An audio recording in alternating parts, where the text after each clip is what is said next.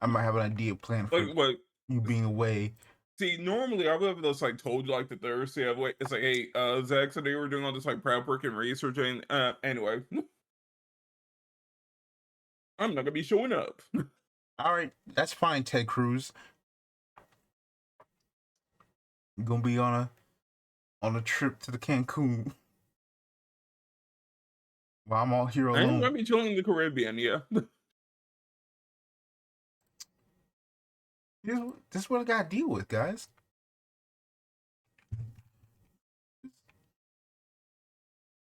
This is what I gotta deal with. This is crazy. But anyway, uh, yeah, I'm sick and he's about to leave me all alone. Well, I gotta run this whole thing. That's insane. See, this is why I I mean, don't. I can get you, I can get you an emergency co-host. Now I'm again. I've got an idea. You're gonna actually play Vanguard on your channel? Ah! We'll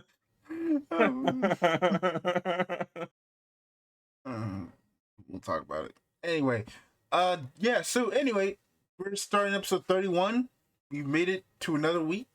If you are a fan of the podcast or you like what you listen to going forward, please just give us a like, comment on a video, subscribe on the channel, follow our socials, which are all down in the description. Just saying it here early because why not try something else?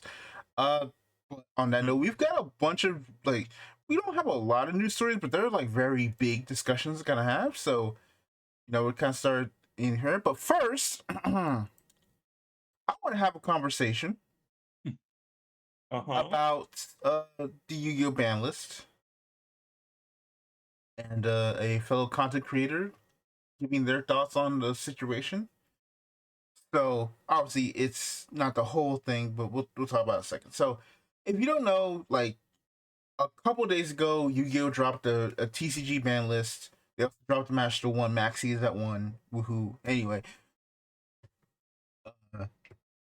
Anyway, but it did a lot of things for the meta set. It can obviously like help the future of the game going forward, right? Obviously, it's probably one of the better lists they've done that doesn't just straight up shoot every competitive deck under the sun, but also allows other decks to be playable, which I think is always great. My opinion is I'm always perfectly fine with a ban list just knocking cards down a peg, but never actually just getting rid of them, getting decks out of here, unless they're like extremely toxic.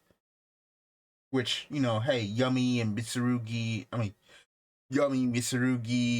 Draco Tail, K9 aren't really toxic. Unfortunately, as much as I'm a Cybers player, Malice didn't need to go. Sorry. yeah. So yeah, they had to we lost Whiteminder, RIP. Yeah, that happened. I mean, Red Ransom is dead everywhere else, so we'll just have to wait and see what happens from there. But so as usual, a content creator in space, Team APS. They came on. They had their podcast, which happens like every Thursday, right? Every Thursday. And one of the shorts came out talking about, do Yu-Gi-Oh ban lists still matter? Now let's move over to the actual video itself, and I'm going to play it for you. I'm going to play it for y'all so that you can kind of hear what they're saying, so we can kind of dissect this, okay? So Yu-Gi-Oh's kind of mid-core crowd and casual crowd has deteriorated, and I do still believe that it is kind of deteriorating. I think that you actually get a little bit less For people on interest my with these side, new we are bands not because, going to like, be playing the audio the from it casual... for legal reasons. What? Nothing. I mean, oh my goodness. Okay, gotta go back a little second. Let's interest with each new band list because, like, let's go back to the start because Yu-Gi-Oh's kind of mid-core crowd and casual crowd has deteriorated, and I do still believe that it is kind of deteriorating. I think that you actually get a little bit less interest with each new ban list because, like, the casual player who maybe would have felt affected by this list probably doesn't even play this game anymore. Like, there was a period of time where, like, a ban list felt like it was a holiday. It was a big deal for everyone. Like, even if you weren't, like, the most competitive type of person, there was still just something exciting about the ban list. Maybe an old deck kind of came back, and this ban list doesn't have any sauce like that. Like, it doesn't have, like I thought maybe they brought back Spiral Master Plan, or, you know, like something kind of weird. Oh, all right, we're gonna say that look dark. Okay, let's stop right here and kind of give it a break. So this one's kind of took me. I'm gonna lie. It took me a second to kind of get my listening comprehension set back up because this is a really interesting discussion, or at least a thought process they have of like, does the ban list still have the same kind of like feeling as it did back in the past? For Yu-Gi-Oh specifically, because Yu-Gi-Oh has been like done. If there's a card game that is literally like every single you know, that was known for years, having like basically every content creator did their best to go out their way and like record their reactions to the ban list, post it up within an hour or two, and just like try and like speed run it and like kind of give their thoughts, because like it just made a bunch of money. It was like obviously like, hey, this is, you know, it made a bunch of, you know, it made them a bunch of money, got them a lot of views because everyone wants to see the Yu-Gi tubers reaction to the ban list hitting a lot of things, right? That is just how Yu-Gi-Oh has been for the past. It's basically an industry. But I think so. I had to kind of understand like, what is he exactly? You know, what was he exactly talking about here? Because obviously the ban list does matter. It is, you know, it's a balancing maneuver. You know, for how good that's worth. That's a whole different thing we'll talk about in a second. But it's meant to be balancing in air quotes. Yeah, it's a balancing maneuver. It's obviously meant to kind of make sure that not just decks are knocked down a peg, but also to sell future sets and other support, you know, around the time, get other decks back into the meta game, release much more powerful decks that were very powerful back in the day, give them like their cards back off the list so that they can stand a chance in the new meta, because the meta has probably caught up to those cards, you know, et cetera, et cetera.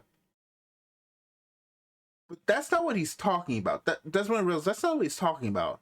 But he's talking about the culture of, you know, I just said the culture of the ban list, where right, it feels like it's not the same. It doesn't feel the it's same. no longer an event. Yeah, and let's kind of go back and like listen to more of what he's saying. Graph or any eyes. No, but it wasn't. Here's the thing, it wasn't banned though. That's true. It was like limited. Like there's not like a, or like Electromite, that would have been like a headliner, right? True. Like just for Pendulum players, which tends to kind of skew more casual. Like, I think this ban list doesn't have that, and so what I really see here is a list that is so hyper targeted to just people who are going to regionals and YCS events, which is a specific crowd, a vocal crowd, but a minority in a sense. And they're probably pretty, I don't know if they're like pleased with this list, or maybe I'm sure they have like many thoughts on the list, but I think that the days of like the ban list being something that the average Yu-Gi-Oh enjoyer cares about might be slipping away some. As you Okay, so that's the rest of it. You know, before we continue, what do you think about what he said? I mean, I think he's right. Like, you know, we always talk about the like range of like Yu-Gi-Oh players, like all the like player like types and everything, how invested they are. Like, the kitchen table's not gonna care about the ban list functionally after a certain point, right? They're not playing with the cards on the ban list. Except like obvious things like pot of greed, right? Or like other like smaller like pet niche stuff. Like maybe I'll have one card that's hit at 2, right? The kitchen table player is barely going to care. The high-end competitive, like middle of the road players, they can maybe one or two cards changed. They're also not playing the decks at the super high end for one reason or another. And the ban lists are functional like too small to like, not too small. Some of them are pretty big. Like generally speaking, it's on like you're not gonna tune in for the ban list Super Bowl anymore. Well, I mean, you are kind of right with the ban list not being too big. I mean, there's over 10,000 cards in this game, and if you see the ban list, it's like there's a bunch of cards on that list that need to be maneuvered around and looked at and what have Right. you, right? Like very Right. much so. It's like there's a lot of cards that just need to come off, and it's always like, oh, why isn't this card coming off or this card coming off? It's probably because I don't know. Literally just probably just Yeah. forgot about it. They weren't priority. They were like, this is not a priority for our mission of this list, which, who knows what that mission actually is, right? Right. So that's one thing. It's like if the focus on the ban list, like I just said, is to effectively like be a lot more, kind of let the metagame like breathe a bit so that newer decks can come in. Buffing older decks that probably aren't getting supported, at least in Burst Protocol or the set afterwards, like isn't really high up on the radar. Nope. It's like Electromite isn't coming off the list because what Pendulum deck is like. Here's the honest truth: it's like in a competitive It's all about the scene, money. in a competitive scene, like let's be real here, what Pendulum deck is going to be boosted enough by Electromite to be competitively viable? The answer is none.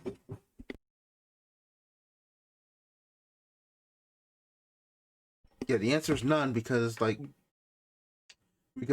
whole issue with Pendulum's end board isn't because it's it has a very powerful like main deck, a bunch of searching, a bunch of uh deck thinning and whatnot. But the issue is that the Pendulum deck always relied on the extra deck. I'm not just talking about the Pendulum cards themselves. I'm talking about the actual synchros, fusions, exceeds, links, etc. to kind of make up your end board. And the general Pendulum end board just hasn't been strong. And when it is supported, it's always like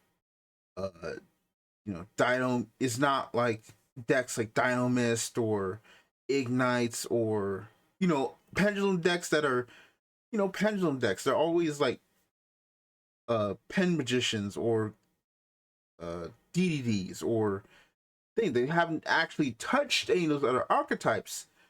Heck, the irony of Metal Foes losing their only like really good modern like wave of support, and it's like even then they didn't really use it, or rather they used it, but it's like it didn't help their strategy at all. Nope.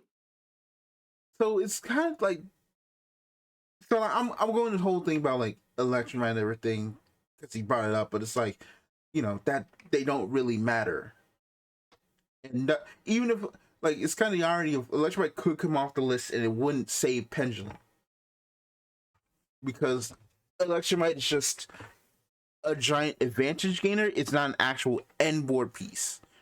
Like I'm not really staying on Electromite like that. Like it's going into another card that I want to actually like create. And they've banned almost all of the generic like extra deck pieces. Right? And that's kind of like I think that's also just kind of like the awkward thing. It's like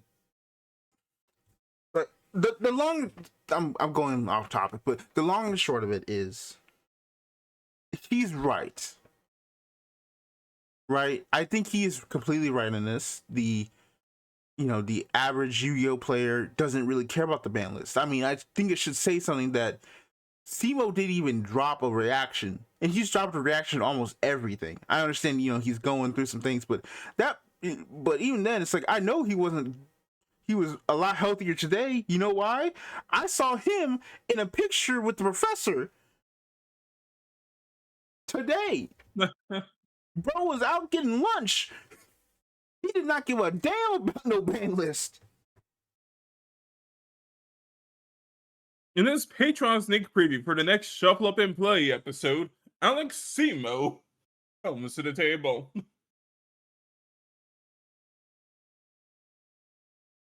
But it is very much like I think we are currently past the point of like the ban list matters, but like the ban list doesn't matter culturally anymore. Don't forget there's also like 3, depending on how invested in the Yu-Gi-Oh, there's like 2 to 4 ban lists you're trying to keep track of. Yep. You're playing Master Duel, and Master Duel's ban list updates like every month. That's just more ban lists to look at. If you're playing Duel Links, there's that one every month. Mm-hmm. And then you have to like check it for the TCG list every 3 months. And if you want to what decks are good in the moment, you'll probably also look at the OCG list to somehow square the future with your tea leaves. Yep. Like it's gone from every 3 to 6 months. Oh my god! To all right. Cool. Wow. Okay. Maxi the one finally. That's amazing. Wow. Kablooey. Anyway. Yep. I think the other point that is also here is that the issue is also there's like I think it's also the other compounding elements of the game currently in and out of game, which is we're talking about like you said, like there's 4 different let me give a like because this is brother get some trending. There's how many you said 4 lists at minimum to kind of deal with, not to mention Duel Oh Links wait, Master. sorry, I forgot the 5th one. Genesis. Yep, Genesis. That's right. You got 5 different lists to look at. And 3 of them are roughly monthly. Mm-hmm. Yes, there's 5 ban lists you gotta look at, right? TCG, OCG, Duel Links, Master Duel, Genesis. Then it's also like we gotta talk about like the bigger elephant in the room is that there is no Yu-Gi-Oh anime, right? The anime fans who were in the game because they were they like the anime, they want to collect the anime decks, etc., don't really have a reason to play anymore because, well, there's no TCG anime, and the Rush Duel anime has basically been smothered here in the West. Like, shout out to Rarity Fangirl. She is pretty much the only person pushing the Yu-Gi-Oh! Go Rush dub as hard as possible. But it is genuinely like, oh my goodness, bro. I also think especially like right now, like outside of Amino Habakiri, there's no like big enemy deck everyone's like waiting to see get its head chopped off. I mean, again, I was to say Malice was, but Malice wasn't even like that naturally, and it did just get his head chopped off basically this list. Yeah, but like no one's like, you know what I mean, right? Like we're talking about like tier, like cash tier, where like every single person is like fiending for something. Yeah. Like they're not like Malice and like Drake could tell no one's like as hungry for like a hit. But I think that is also just that could just be where you just hit like a meta where it's like, oh, the meta is actually pretty good or at least decent, whereas like the list is like perfectly fine. Like it's not shocking. It's just like, oh, this is actually pretty good. Like that's fine. Like, but they needed like a surprise. I feel like you give Disney start doing surprise unbans. that is what he did kind of say. It's like if like some of the cards on the ban list got released. It's like, okay, it's fine. Like literally just sneak Maxi the limited, just sneak it onto the list. tuck it under like under like 6 or 7 other cards that were limited, and just like right there at the bottom, unsorted Maxi. Just use the after all the extra deck monsters, after the spells, after the traps, right down there. put it in ROT 13. Like there's an asterisk next to it. It's like, what the heck is that? Put Oh, it in what do you ROT mean? Just like 13. scrub it onto the PNG. No, just literally put ROT 13 Max C on it and just be like, hey, use ROT 13, you're good. Or just like, Right. put like in small text, like, use that, something like that. It'd be funny. That'd be really Like funny. small It's like, text diagonal on the PNG in like red. like someone just like stamped it. Maxi. it's just like they put backseat to one here. I mean, unless seeing is very better than just like it getting nerfed, right? Right. Right. You just chuck it to one and get every single person talking. Yeah. So, but yeah, I think the other thing is just like, I think also just people have moved on to other games, right? Like again, we had like how many card games dropped this last year? Not to mention like the increasing popularity of other games. Right. Like I'm not saying Yu-Gi-Oh's dying, far from, but it very much is like a lot of people. Everyone's picked up a second or third game. Yep, second or third game, and just kind of like no one's living, breathing, or dying Yu-Gi-Oh like an MBT, right? Or like some other Like people. no one's eating their Yu-Gi-Oh cereal anymore, like it's the early 2000s. Yep.